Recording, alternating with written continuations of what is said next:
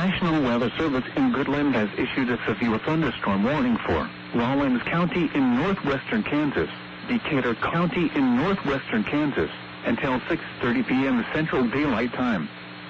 At 5:25 p.m. Central Daylight Time, severe thunderstorms were located along a line extending from 7 miles southeast of Herndon to 7 miles southeast of Ludell to 9 miles northwest of Atwood, moving southeast at 15 miles per hour.